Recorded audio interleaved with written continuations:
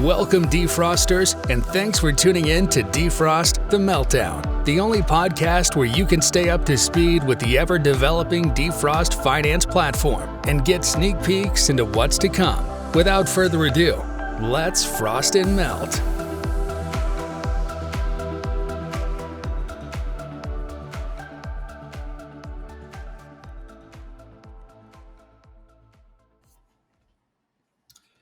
Welcome back, DeFrosters, to the #1 DeFi podcast in the world. Thank you for liking, commenting, and subscribing. Episode 3 today with your hosts, Doran and Money Printer. Hope you guys have been having a good month. Shorter month, February, on the 28th day as of this recording. And a couple days early, I guess we recorded last month on the 30th, but you know how we do it. We're just so eager to get back on the mic and to talk about DeFrost Finance. So let's go ahead and jump in with the elephants in the room, guys. I know you guys are probably wondering what the heck's going on with this H2O peg. And I just want to remind all of you that H2O from the beginning has been soft pegged to $1, right? All of H2O's contracts, vault contracts, don't take into account the H2O value, only the amount of H2O minted. So with that being said, any liquidation risk never comes from the H2O side. It can only ever come from underlying collateral. Right now, due to the largest liquidity pool being that on Curve Finance, being weighted heavy towards H2O, we've got an H2O depeg situation. We've seen this before. We've actually been above peg and everyone was like, what's going on? Then we were below peg and everyone was like, what's going on? And we dropped to maybe, a certain point, and then users would unwind their vaults and suddenly gain instant profits, and we jump back up to, whatever that number was. And we've kind of been playing around with that. And then recently, a couple weeks ago, we got back to peg, and it was shortly after we introduced the newest addition to the Super Vaults, which are the SV2s, the Super Vault 2s, which have a melt entry fee. And that sort of creates a barrier of entry for people wanting to loop, because at the end of the day, guys, the reason we are off peg is because users come to DeFrost to loop in our vaults, lever up, and get insane, pretty dang safe yields on the front end before they even ever use their H2O for anything else like mining, melt, etc. So that's why we're off peg. It's you guys' fault. I'm just kidding. But seriously, that's why we're off peg. And I just want to, touch on that. And the way we get back to peg is through a little bit of that weight shifting towards AV3 curve in that pool. Well, how do we get there? Well, let's look at, like I said a couple weeks ago, where were we at with that pool distribution when we hit the peg again? Where were we at that point in time? Well, we were about, if my memory serves me correctly, feel free in the comments or in the socials to let me know and berate me if I'm wrong. But if I remember correctly, we were right at about 75-25, or like 80-20, 80% H2O, 20% AV3 curve. In other words, DAI, USDT, and USDC. And we were at peg. Right now, we're 90-10, 90 H2O, 10 AV3 curve. So we're not that far. With that being said, obviously we're working on use cases. This is a massive priority for the team. H2O's peg is a massive priority for the team. We are working on use cases. I don't have anything that I can tell you that's concrete right now, but those of you in the Discord, there's a channel, you know what I'm talking about. That is a potential use case that's pretty close in the future. There's other things we're working on, and we just can't say too much until they're set in stone for obvious reasons, but it is a large priority for us, and we hope that you guys feel safe knowing that H2O is always over collateralized. And if you get into a vault right now, let's say with an 8 to 10% front end yield, you experience a few percent in slippage, you're still auto compounding that front end yield, likely taking those LPs to the Curve DeFrost farm and mining melt for 28+% base APR before boosting. So long term, this is going to sort itself out, and long term, you're still going to get amazing profits. One way you can help right now for sure is taking DAI, USDT, or USDC, depositing it into that curve pool, helping everyone out, helping the ecosystem, helping the pool weight. You're going to experience some instant profit on the front end. You're going to get that positive slippage because you're depositing the AV3 curve tokens. So what that's going to do is you're going to get more on the front end. Then you're going to be able to take those LPs and go mine Melt with them. And you're helping everybody. You're helping yourself. And that's awesome. So that's one thing you can do. But yeah, just hang in there, guys. It's something that's on the front of our minds as well. We care deeply about this. We care deeply about you guys caring deeply about it. And we just, I didn't want to make this podcast without addressing that. So I think the next elephant in the room is obviously we were at $6 with Melt. And we're back, closer to $1. We're seeing some BTC solid daily closes right now. If we can get above that 45K mark, breakout, retest on the daily, we could be in some serious small cap boom pump territory. But I will let Money Printer kind of take the Melt stuff. Yeah.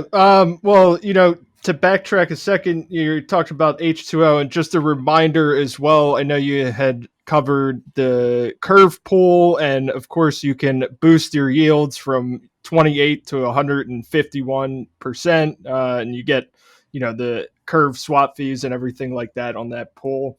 But remember, we did add the ability to boost the yield for the H2O AVAX farm, where you deposit your LPs on Trader Joe and then stake those in DeFrost.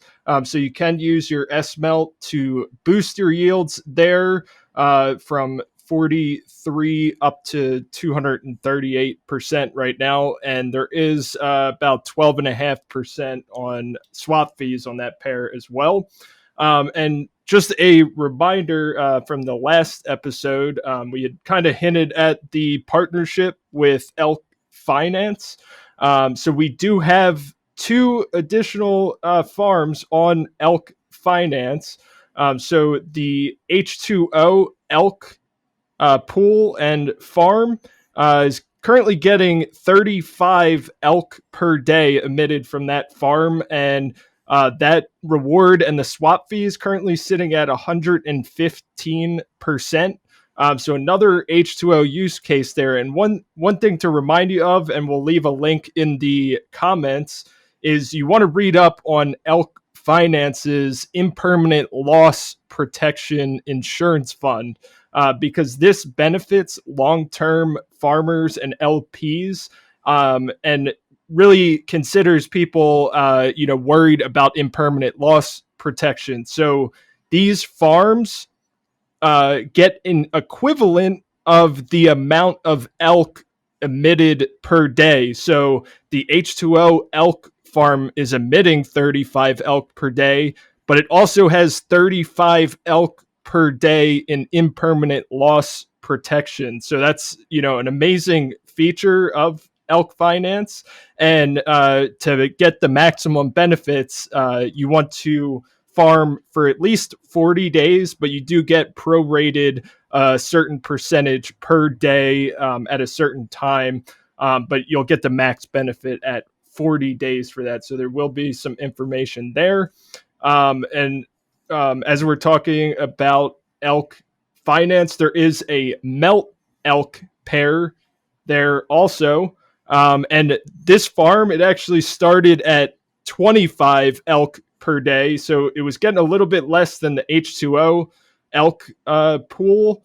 But just this week has been boosted to 40 elk per day. So we went from 25 to 40 for that pool. So definitely want to check that out. Currently sitting at about 168% APR between the elk and the swap fees. And same thing goes for that farm. There will be 40 elk per day shared by the pool in impermanent loss protection. So, whether Melt is mooning or elk is mooning, or, both are going opposite directions, you have protection being a liquidity provider. And elk's, whole theory is they don't want to punish people for providing liquidity. They want to, give you the success that you want to see in DeFi. So they got a lot of cool things going on there. So just, reminder about the use cases we do have for H2O now, which outweigh, any slip in the peg. And like Doran said there, everything is over collateralized. This is constantly on the team's radar. And, your input and suggestions, don't underestimate, impact your suggestions can have by the community. Definitely appreciate those. Absolutely. So, do you want to touch quickly on just kind of like what we've been seeing in the market and just kind of how that affects small caps, aka i.e. Melt, kind of what we've been seeing there with the price? I mean, yeah, for sure. So, Bitcoin always leads the pack. That's not a surprise to anyone. If you think your coin is gonna outpace Bitcoin while Bitcoin's taking a giant turd and bleeding out, you're just thinking backwards. So Bitcoin's always going to lead the pack. Small caps are going to get hurt, in magnitudes further, but then once it starts going back up, that's when you start hitting those multiple X's. And no one's a genie here or can predict the future, but that's the usual trend. Bitcoin goes up, small caps are going to go up in multitudes higher than that. And Avalanche as a whole, it's got to be the most bullish chain as far as development and attention and everything like that, institutional interest. Everyone's getting their like stable coin on there now. Like H2O was here first, and Circle had to follow on and bring their own native stable coin on. So copycats, first mover advantage. So definitely still bringing a lot of value to the Avalanche DeFi ecosystem, and continually searching for projects to work with, communities to collaborate with, and just keep making this the go-to place to earn mad yields, as Doran would say. Mad yields via DeFrost Finance. Back to you, Billy. Yeah, so as Money Printer said, I mean, he put it perfectly. I don't need to add anything to that. But with that being said, I personally feel like we're at a discount right now in the melt price. So make of that what you will. Not financial advice. Admins and core team members of DeFrost Finance never give financial advice. But just throwing that out there. So really quick, around February 10th of this month, we shifted some Melt rewards, some Melt emissions. We had a snapshot governance vote on 2 items. The first was a reduction in stability fees for non-stable asset vaults to mint H2O with. So we reduced those stability fees. And then we also had a vote for transferring 3,000 melt a day in emissions from the Curve Boost farm to the Melt AVAX LP farm. And that went through, that passed. So now the Melt AVAX farm has just a ridiculous APR. And so you're getting swap fees, you're getting Melt, and you're also getting Joe rewards. So you're getting the 3 big whammy situation there in the Melt AVAX farm. And we're just kind of, the kind of mentality behind that was we wanted to increase liquidity in our pool, our Melt pool. And basically we wanted to create a lower barrier of entry for the next bull market when a whale wants to come in and just absolutely moon Melt by just filling their bags. They have to have liquidity. They need to have a way to purchase the amount that they want to purchase. And the liquidity has just drastically increased. We've 2 or 3x the amount of Melt in the pool. So don't always look at the value of the liquidity in the pool, because we have dropped a bit from our recent high with Melt, and also AVAX has been down a bit and fluctuating. But always look at the amount of Melt in the pool, and I could tell you 2 to 3x the amount what was there before. So success. It's been a success. I know some people don't like it. I know there were USDC rewards there before, and some people aren't happy that those went away. But you know what? Those H2O protocol fees can be used in the future for cool things. I can't guarantee USDC rewards again, but there's cool things we can do with those in the future. That's where the USDC rewards were coming from, by the way, is from the H2O protocol fees. So really quickly, just want to briefly touch on the North Pole collab. Users can now go to what is a fork of Abracadabra in North Pole Money, and they have a stable coin of their own on AVAX. Users can take their Smelt from staking Melt, Smelt stake Melt, and they can take that to North Pole, and they can use that as collateral to borrow North Pole's stablecoin. So just really quickly wanted to touch on that. We collaborated with them. We've also, we've got new vaults we collaborated with. Drumroll, please. Yield Yak and OlympusDAO. Come on, guys. OlympusDAO, right? Where Wonderland got their inspiration. We are collaborating with the team that made the protocol that Wonderland got their inspiration from. Now, I know that's a bad word right now. It's like saying Voldemort or Beetlejuice, but Wonderland did great things when they were doing great things. I understand there's a lot of drama, and I'm not going to name any names. I already said Voldemort. I already feel like I'm bringing bad luck to the podcast. But listen, the point is, we're working with awesome teams. YieldDAX, an amazing group of people. The Olympus team, amazing group of people. We've got an Olympus AMA. Michele, our CEO of DeFrost Finance, is going over there this week to do an AMA in the Olympus. I believe this week. I don't want to say that. Don't quote me on that, because it might get pushed back. But soon, going to the Olympus socials and doing an AMA. So DeFrost is getting out there. We're setting our roots. We're like a tree in the sidewalk. You can't keep us contained. We're just busting out, and they're not going to be able to repair it. So sorry, skateboarders and bikers and pedestrians. We're coming for you. Yeah. So, a lot of great stuff coming up. A lot of great stuff happened this month, and we're just going to keep grinding. Yeah, man. And while you're, mentioning all the partnerships and collaborations, everything, just to bounce right off that, the G Ohm Super Vault, that's open and live. There's H2O available for your collateral. Same thing with YieldYak. We got AVE USD auto compounding, AVE AVAX as well. Super Vault 2.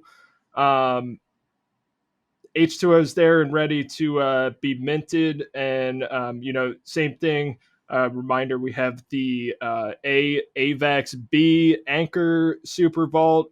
We still have, the Stake DAO Super Vault. So, definitely. Is there any H2O available in the Stake DAO right now? There is. So, definitely, keep monitoring, what is available there, and, what's the best option for you. There's 4.7 million H2O available right there. There you go. So make sure you're keeping an eye out for everything. Being active in the Discord and Telegram, like you said. Don't underestimate the impact. Even just a few comments or conversation. One person that we touch can just move mountains for the protocol. Yep, for sure.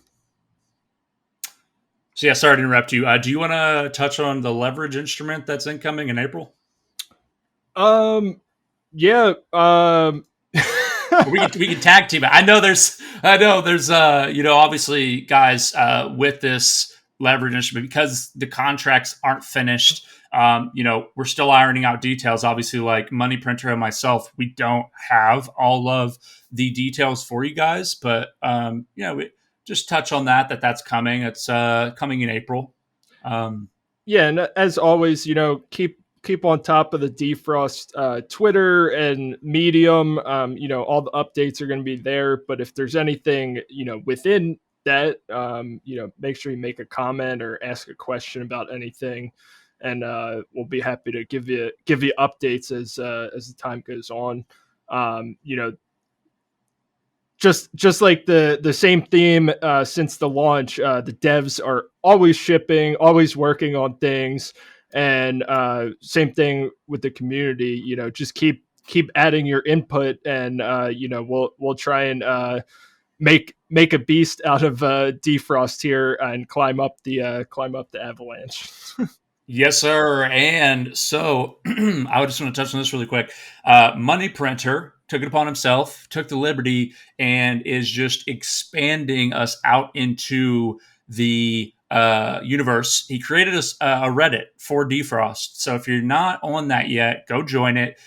Go check out what's the threads, what's been posted there already. We really need to start getting some movement there, and that's going to help just because eventually it's going to turn into organic DeFrost Finance-esque posts and chatter and conversation on different crypto and DeFi and Avalanche, etc. subreddits. And then that's how people find stuff. Like I would say 90% of the time on Google, I type in a question and then I type Reddit because I know it's been asked on Reddit and I know someone's talked about it on Reddit, and I just go to Reddit. It's like what everyone does. It's like better than Google almost now. You just have to use Google to get there. So that's just Web 2.0 inefficiency for you at its prime. But www.reddit.com/r/DefrostFinance, DEFROSTFINANCE.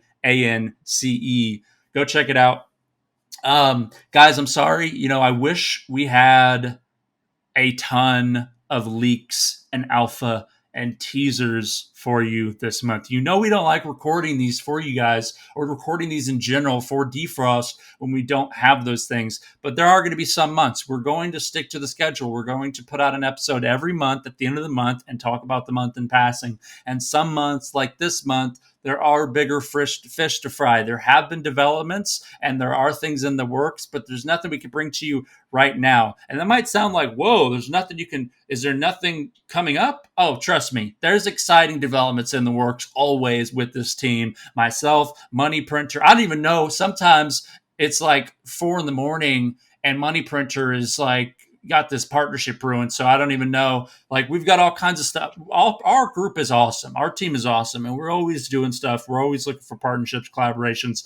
Like I said, upcoming Olympus AMA. Already have the vaults, as Money Printer mentioned, with OlympusDAO, with Yoltiak, etc., the liquid staking vaults, etc. So, but we have stuff upcoming for sure. Exciting stuff upcoming for sure. I know everyone always wants to ask, what's upcoming that's exciting?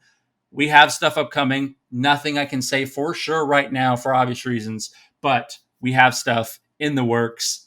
I assure you of that. So he already talked about the elk stuff. Go take a look, guys.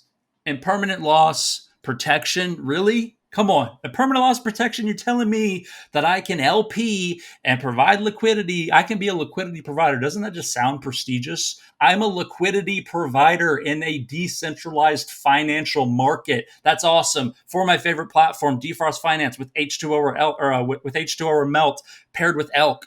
Come on, guys. And then on top of that, you don't have a permanent loss to be afraid of, because if you read up in the docs, I believe Money Printer mentioned this, if you didn't, after 40 days, you're 100% protected. Is that correct, Money Printer? So there is a limit on the amount of protection per day shared by the pool. But as explained by the guy Pedro, who we had the AMA with in the DeFrost Finance Telegram, so the limit on the impermanent loss protection equals the amount of elk emitted from that farm per day. So the H2O elk has 35 elk per day, and the Melt elk has 40 elk per day. So essentially, just say you farmed for 40 days and you got like completely farm wrecked. You're essentially, the worst case scenario is that you would like nearly get double the elk rewards that you were expecting.